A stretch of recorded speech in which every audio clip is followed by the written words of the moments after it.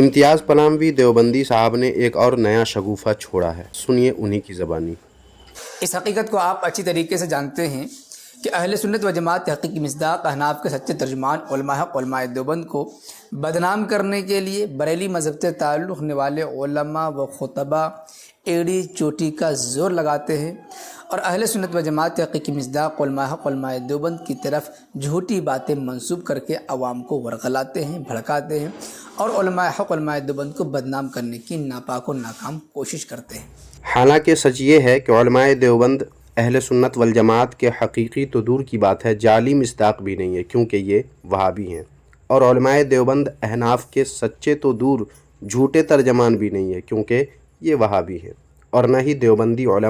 उलमाए हक़ हैं, बल्कि ये लोग उलमाए बातिल हैं, क्योंकि ये वहाबी हैं। और वहाबी न तो अहले सुन्नत है, न हनफी है और न ही अहले हक़। और इस बात का यकीन इन देवबंदियों को भी है, इसलिए इतनी कसरत से इस झूठ को बोलते हैं कि बार बार सुनकर लोगों को इस झूठ के सच होने का गुमान होने लगे। जैसा कि मैंने अपनी एक वीडियो में बताया भी है कि संगीन फितना नामी इस किताब के हर सफ़ा पर ये यहूदी कहावत देवबंदी मौलवी ने लिखी है कि झूठ बोल बोल कर झूठी बातों को इतना आम कर दो कि मुसलमान झूठ को सच और सच को झूठ समझे। यहूदी की इस कहावत को इम्तियाज़ पलामवी देवबंदी और इनके दूसरे देवबंदी भाइयों ने दांतों से पकड़ा हुआ है और गैरत को बालाए ताक रखकर बार बार ये झूठ बोलते हैं कि उलमाए देवबंद अहले सुन्नत वल जमात के हकीकी मिस्दाक, अहनाफ के सच्चे तर्जमान और अहले हक़ हैं। लानतुल्लाहि अलल काज़िबीन। आप लोग भी आज कमेंट बॉक्स में जाइए और लानतुल्लाहि अलल काज़िबीन लिखकर कमेंट कर दीजिए। इस वीडियो में सिर्फ़ और सिर्फ लानतुल्लाहि अलल काज़िबीन ही आप लोग लिखकर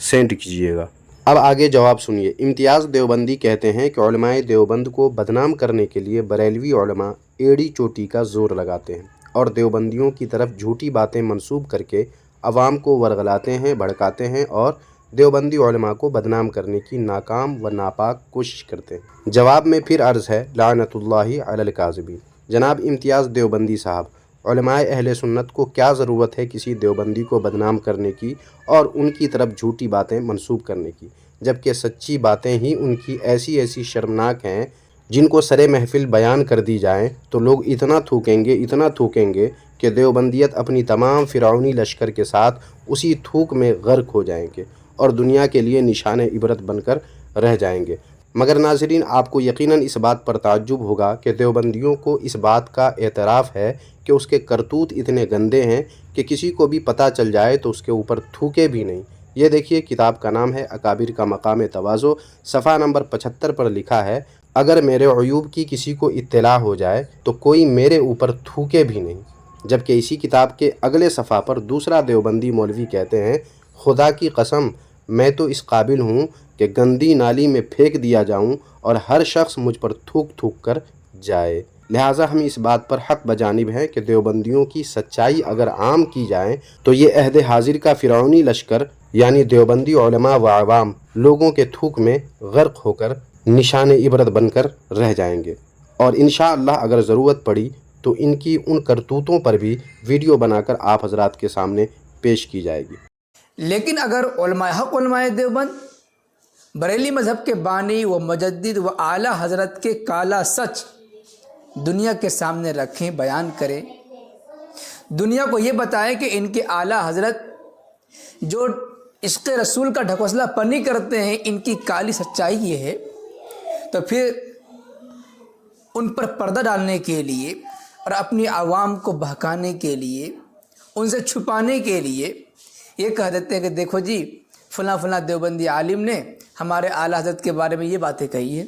उनको मुसलमान माना है, सच्चे आशिक़ रसूल माना है। सबसे पहले तो इम्तियाज़ पलामवी देवबंदी बरेली मज़हब दुनिया में कोई मज़हब है ये साबित करे और आला हज़रत अलैहिर्रहमा किसी मज़हब के बानी हैं इसे भी साबित करे, जो ये मरते दम तक सबूत के साथ साबित नहीं कर सकते। मुंह उठाकर इल्ज़ाम लगाना तो बड़ा आसान है, मगर उसे दलाइल से साबित करना सख्त मुश्किल। और इल्ज़ाम लगाना हो तो हम भी कह सकते हैं कि इम्तियाज़ पलामवी देवबंदी के हकीमुल उम्मत जनाब अशरफ अली थानवी साहब कुत्ते और सूअर से बदतर हैं। मगर आपको बता दूं, ये कोई इल्ज़ाम नहीं बल्कि हकीकत है। ये देखिए किताब अशरफुस सवाने जिल्द 4 صفحہ نمبر 58 پر خود اشرف علی تھانوی صاحب کہتے ہیں، میں تو اپنے کو کتوں اور سوروں سے بھی بدتر سمجھتا ہوں، اگر کسی کو یقین نہ ہو تو میں اس پر حلف اٹھا سکتا ہوں۔ اور جناب امتیاز دیوبندی صاحب کھلی آنکھوں سے خواب نہ دیکھیں اور یوں بدفہمی نہ پالیں۔ اعلیٰ حضرت علیہ الرحمہ کا کوئی کالا سچ آپ کیا آپ کی پوری ذریت بھی مل جائے تب بھی ثابت نہیں کر سکتے، اور اگر بے وجہ بال میں کھال نکالنے کی کوشش کریں گے تو آپ کے گھر کے ایسے ایسے حقائق تشت ازبام کر کے رکھ دیا جائے گا کہ اگر آپ میں یا دیوبندیت میں غیرت نام کی کوئی چیز ہوگی تو وہ چلو بھر پانی میں ڈوب مرے گی، کیونکہ آپ کے مولویوں کے ایسے ایسے شرمناک حرکات آپ ہی کی کتابوں میں چھپی ہوئی ہیں کہ الامانو والحفیظ۔ اور جناب امتیاز دیوبندی صاحب، آپ کو معلوم ہونا چاہیے کہ ہمارے اعلیٰ حضرت کی یہ خدا داد شان ہے کہ ان کے ایمان و اسلام کے ساتھ ان کے عشق رسول کا بھی اعتراف خود آپ کے اکابر علماء نے کیا ہے۔ یہ دیکھیے کتاب تہمت وہابیت اور علماء دیوبند۔ اس کتاب کے صفحہ نمبر 18 پر لکھا ہے، مولانا اشرف علی تھانوی صاحب کو جب مولانا احمد رضا خاں کے انتقال کی خبر ملی تو آپ نے انا للہ و انا الیہ راجعون پڑھ کر فرمایا، فاضل بریلوی نے ہمارے بعض بزرگوں اور اس ناچیز کے بارے میں جو فتوے دیے ہیں وہ سب رسول اللہ صلی اللہ علیہ وآلہ وسلم کی محبت کے جذبے سے مغلوب ہو کر دیے ہیں، اس لیے انشاءاللہ تعالی عند اللہ معذور اور مرحوم و مغفور ہوں گے۔ میں اختلاف کی وجہ سے بدگمانی نہیں کرتا۔ تو یہ ان کے عشق رسول کا اعتراف آپ کے حکیم الامت نے کیا ہے۔ اب آگے دیکھیے کیا لکھا ہے۔ شیخ الحدیث مولانا محمد ادریس کاندھلوی شیخ الجامعہ اشرفیہ لاہور فرماتے ہیں کہ جن علماء نے ہمارے بعض بزرگوں کے متعلق کفر کے فتوے دیے ہیں، ہم ان حضرات کے بارے میں نیک گمان رکھتے ہیں، اور یہ نیک گمان حسن ظن کے طور پر نہیں ہے۔ ہماری تحقیق یہی ہے کہ یہ حضرات سچے مومن اور مسلمان ہیں۔ دیکھ لیا جناب امتیاز دیوبندی صاحب، آپ کے اکابر اعلیٰ حضرت کے عشق رسول کا بھی اعتراف کر رہے ہیں اور ان کے ایمان و اسلام کا بھی اعتراف سچے دل سے کر رہے ہیں۔ اس لیے آپ جیسے نااہلوں، جاہلوں اور پاگلوں کے بھونکنے سے اعلیٰ حضرت کی شان کبھی بھی کم نہیں ہو سکتی۔ مجھے تو ایسا لگتا ہے کہ آپ کو اپنے اکابر کی تحقیق اور ان کی عقل و شعور پر شک ہے کہ انہوں نے مخالفت کے باوجود امام احمد رضا خاں حنفی قادری بریلوی رحمۃ اللہ علیہ کے ایمان و اسلام اور عشق رسول کا اعتراف کیسے کر دیا۔ اگر واقعی آپ کو یہ یقین ہے کہ آپ کے اکابر علماء عقل و شعور سے پیدل تھے اور ان کی تحقیق غلط تھی تو اس کا اعلان کر دیں یا پھر اپنی زبان کو لگام دیں، تاکہ واضح ہو جائے کہ انہوں نے ہمارے اعلیٰ حضرت علیہ الرحمہ کو جیسا سمجھا وہ الحمدللہ ویسے ہی تھے، بلکہ اس سے بھی افضل و اعلیٰ تھے۔ آج ہم دکھاتے ہیں کہ اسی اعلیٰ حضرت کے ماننے والے ان کے بزرگ جن کے پیر و مرشد ہیں، اس سلسلے سے جڑے ہوئے لوگ اکابر علماء دیوبند کے بارے میں کیا خیالات رکھتے ہیں، ان کے کیا نظریات ہیں۔ علماء حق علماء دیوبند کے سلسلے میں انہوں نے اپنی کتابوں میں کیسی پیاری باتیں کہا گئے ہیں، کس طریقے سے علماء حق علماء دیوبند کو کامل ولی تسلیم کر رہے ہیں، پیارے آقا صلی اللہ علیہ وسلم کے نقش قدم پر چلنے والے مسلمان اور ولی تسلیم کر رہے ہیں۔ ہم آپ کو دکھائیں گے بریلی مذہب کے بزرگوں کی کتابوں سے۔ چلیے ٹھیک ہے، دیکھتے ہیں کیا کرشمہ دکھاتے ہیں آپ، اور دیکھتے ہیں کہ کون ہے وہ جو دیوبندی کو مسلمان اور ولی تسلیم کر رہے ہیں۔ سب سے پہلے آپ وہ حوالہ دیکھ لیجئے جس حوالے میں بریلی مذہب کے بانی نے علماء دیوبند کی تکفیر کی ہے اور کیسی کیسی باتیں کہی ہے۔ یہ دیکھیے ہمارے ہاتھ میں ہے حسام الحرمین بدنام زمانہ جھوٹ سے بھری ہوئی کتاب، اعلیٰ حضرت کی لکھی ہوئی کتاب۔ اس کتاب کا صفحہ نمبر 90، اس میں حضرت مولانا قاسم ندوی رحمۃ اللہ علیہ، مولانا رشید احمد گنگوہی رحمۃ اللہ علیہ، مولانا خلیل احمد سہارنپوری اور مولانا اشرف علی تھانوی رحمہ اللہ جو اکابرین دیوبند ہیں، ان بزرگوں کی طرف ان کی کتابوں کے حوالے سے غلط جھوٹے عقیدے منسوب کر کے یہ فیصلہ لکھتے ہیں۔ خلاصہ کلام یہ ہے کہ یہ طائفے سب کے سب کافر و مرتد ہیں، باجماع امت اسلام سے خارج ہیں، اور بے شک بزازیہ اور در الغرر اور فتاوی خیریہ اور مجمع الانہر اور در مختار وغیرہ معتمد کتابوں میں ایسے کافروں کے حق میں فرمایا کہ جو ان کے کفر و عذاب میں شک کرے خود کافر ہے۔ یہ علماء حق علماء دیوبند کے بارے میں بریلی مذہب کے بانی، بریلی مذہب کے اعلیٰ حضرت کا فتویٰ۔ تو اس میں تعجب کی بات کیا ہے؟ آپ لوگوں کی حالت ہی ایسی ہے کہ جو بھی آپ لوگوں کو دیکھے گا کافر ہی کہے گا۔ یہ میں نہیں کہہ رہا ہوں، بلکہ آپ کے حکیم الامت جناب اشرف علی تھانوی صاحب کہتے ہیں۔ اصل عبارت ملاحظہ کیجیے، یہ دیکھیے کتاب ہے ملفوظات حکیم الامت جلد 18 صفحہ نمبر 244 پر کہتے ہیں، ایک بزرگ کا ارشاد ہے کہ صحابہ کا رنگ یہ تھا کہ اگر وہ تمہیں دیکھتے تو کافر کہتے۔ تو جناب امتیاز پلاموی صاحب جب صحابہ کرام آپ لوگوں کو دیکھ کر کافر ہی کہتے تو اعلیٰ حضرت علیہ الرحمہ نے مذکورہ دیوبندیوں کو ان کی اپنی عبارات کی بنا پر انہیں کافر کہا اور علماء حرمین شریفین سے فتویٰ حاصل کیا، تو کون سا جرم کر دیا کہ آپ یوں چراغ پا ہو رہے ہیں؟